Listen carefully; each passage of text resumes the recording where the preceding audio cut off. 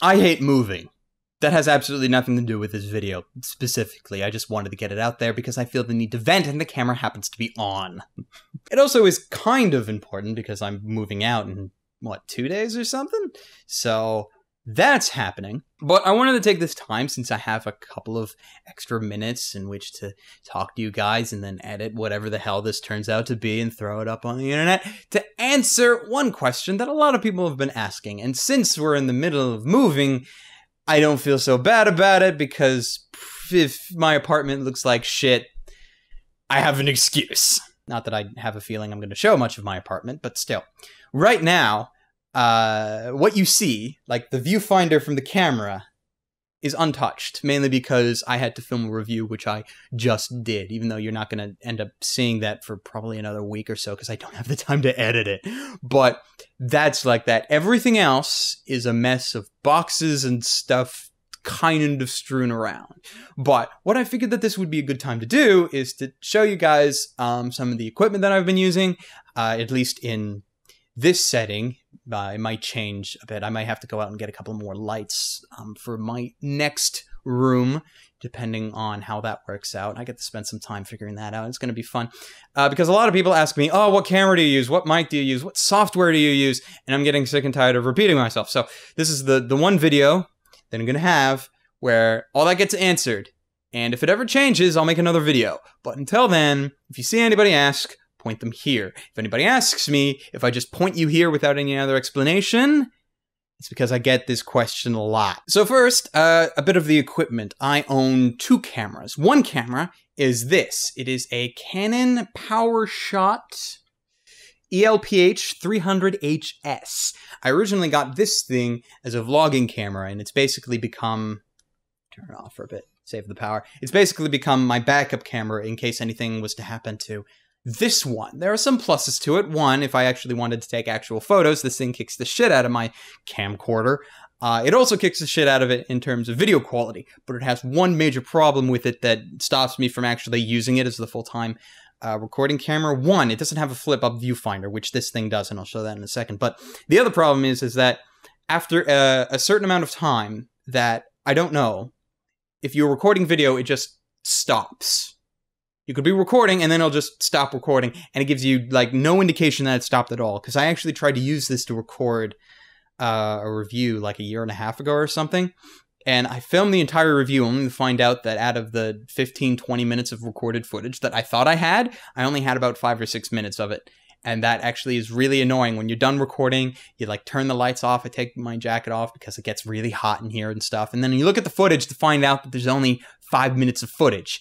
It's rather annoying. The other main piece of equipment I have is a microphone. It is a Samson CO1U. And it just happens to be right here. Because I am a sneaky SOB and I hide it directly under the mic so I can actually use it and I can talk into it, but it's not actually in frame. So here's the mic. It's going to sound really weird because all the audio that you're hearing from me is coming from the mic right now. But anyway, I'll try and turn it a bit. It's on a wonderful stand, but yeah, there we go. The Samson CO1U. CO1 me, CO1 you. That's really bad. I should edit that out. Anyway, it comes, well, actually, the stand is shit, but it came with its own, like, kind of desk stand that broke almost immediately. Everything else I had to buy. So the spider mount I had to buy, that's what it's called. It's a spider mount. I had to buy that separately. This tripod-ish stand thing, I only recently got, like, at the beginning of this year because I needed it. And it's really useful for things like this, so I can actually have the mic here. Because I've had the mic since almost the start of my reviewing career, but there was this big, long stretch of time I never actually used it for reviews because I have this thing about how I would like the audio for both when I'm on camera and off camera to basically sound almost identical. So what I do here is when I'm recording the audio that I'm not actually on camera for, I just speak into the mic, or just rather speak at the camera and the mic picks it up. And I just don't worry about the camera, and the camera's usually off when I record this bit. But that's how I do that, and then I turn the camera on so it sounds basically the same. but it always bugs me in some videos when I see some people that have a swap between live action and not live action, and they sound different because when they're in live action, they would use something like the camera mic, and the mic on this camera is so balls, you have no idea. It's really shit. I hate it. But I never like to rely on that. So I think for like a span of time when I was in my first year residence, I had this like really crap lapel mic, but everything was uniform. So I was like, ah, cool, this will work out fine. It's just only now when I'm like redoing backlogs and putting all those up on YouTube that I'm sitting here going, why the hell didn't I just use my condenser? I owned it. It's one thing if I didn't own it, but I did.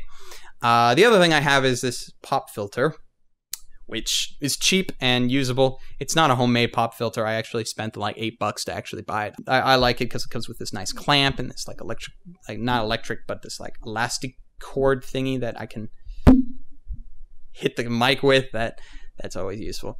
Now for the big thing, the reason why I point out my back rubbing camera is because I'm about to do this. There we go. This is what it looks like from my view, which, I'm not gonna lie, is kind of shit. You may notice the big blinding light there in the back, but that's unimportant right now. The important thing is this. This is my camera. It is a... Oh, that's upside down. Let's flip this back around, shall we? This is a Canon Vixia HF100 HD camcorder. And the reason I like it so much is because I can flip that and I can kind of see myself without having to worry too much, and I'm able to frame my shots rather nicely. But yeah, the reason... Let's shut this off. That's the camera I've had since basically the beginning of time. Anything you've ever seen me in is either using one of these two cameras. I've never shown you something video-wise that has not been recorded on one of these. Which is hilarious, because you look back at my old reviews and they look like really dark and like it was a really shit camera. Now it's the same camera. The difference is like now I actually have proper lighting. And by proper lighting, I mean very makeshift, very cheap, and I really actually need a lighting set type lighting. You may have noticed the big blinding lights in the back, and my lighting isn't as good today as it normally is, but I have two work lights back there that are really cheap, and the cord on it is like nothing. But what I have those do is I turn them on, and I usually point them at white walls, only right now the white parts of the wall that I normally point them at are blocked by boxes, so hopefully the lighting still turns out decent today, and I hope it does, but that's what I do here, and it brightens up this room a lot. And I also have a light up there, which I turned off for some reason. Right now it's off. Normally it's on. I only just realized it was off now, so I'm really hoping everything I've recorded so far is actually still looking halfway decent. Otherwise, I'm going to kill myself. But yeah, it's just those three lights, really. It's really cheap. And by cheap, I mean the work lights were about $15-20 each, so that was about $40. That came with the apartment. And, yeah, but I really do need to invest in a proper light set. But I also need to invest in a proper camera. Because this camcorder is great. Because it survived me this long, but I really want to upgrade to a DSLR if I can. Unfortunately, that costs money that I do not have. So there's that. Also, the tripod that it's on is absolute shit, because the old tripod I had broke. It broke last year sometime. I tweeted a picture about it, and I thought that was kind of funny. So this was a cheap replacement that I spent like $10 at a Best Buy buying, and really it's crap. I have a better one over there, but the reason why I'm not using it right now is because I only got that this last weekend. And I figured, well, since I'm only recording one more video, I'll use the cheap one so it at least looks like the rest of them, and then I'll just use the new tripod when I get... there's something flying in my face. Cool. Anyway, yeah, tripod. I'll use the new tripod in the new place. So that's the equipment side of things, because, let's see, yes, 2 cameras, it's the mic, it's the 2 lights. That's the majority of my equipment for filming. The only other thing is that the mic is plugged into my desktop, because for some reason when I plug it into my laptop, sometimes the audio and the video go out of sync, but when I record it with my desktop, it doesn't do that. Like the only downside to how I do this recording with my condenser is that you need to sync the audio and video after the fact, because the audio is coming in through here and the video is coming in through there. But that's usually not too hard. It's just an extra couple of seconds, and that's usually pretty good. When it comes to software, the majority, and by majority, I mean, at this point, 85%? Something like that, But the majority of videos I've ever done in the last 4 years has been edited in a program called Sony Vegas, which is, I know Sony Vegas like the back of my hand. It's like my favorite video editing program ever. But I have, for the past year at least, been moving away from it for a number of reasons. One, it has its problems. It has a tendency to crash for no reason every once in a while. Not as bad as some other programs I've used, but there's that. And it also has bad workflow with other programs I like using, because I like using Adobe After Effects. Some people have may noticed that I did a vlog a couple of months back where I showed you all my my opening credit things, and you can go into my backlog and look for that video if you haven't seen it yet. But I like using Adobe After Effects. The problem with Adobe After Effects and Sony Vegas is that they don't really have any way to integrate with each other. So if I make anything in After Effects, I need to render it out and then import that into Sony Vegas, which takes up a lot of hard drive space. So I, about a year ago, was it about a year ago? Yeah, I think it was last August. It was when I did another review, so that was about a year ago. I switched to start using Adobe Premiere. So what you can do in Premiere is I can edit all the video in Premiere and then import the project directly into After Effects, and then add the After Effects stuff and the twitching and the stuff. Let's just say stuff. There are actual proper words for it, but they're not coming to me right now. And then I just render out from After Effects into MP4 and then upload. And that's cool. So those are the 3 main programs I use on software-wise, because when I don't need effects, like at all, if I'm just doing like a basic video that doesn't need anything, this probably won't be done because I'll probably twitch at the end, because I do that with the finger snapping. But normally if it's just like no effects at all, I will edit it in Sony Vegas, because Sony Vegas is awesome that way. It's just nice and easy to do. Premiere is a bit more involved and it takes a little time to get used to it, but once you get used to it, it's really cool. And then it works well with After Effects, which I use a lot. The only other program I mainly use is for audio recording. And by recording, I mean like filtering. Because recording, I still use Sony Vegas, because Sony Vegas has an audio record option. A lot of people I know use Audacity, and Audacity is very good. But I don't use Audacity because anytime I've used Audacity, it's had this problem of crashing before I'm able to save my file, and then I lose my file, which I don't like at all. So I use Sony Vegas to record, and then I import that into Sony SoundForge.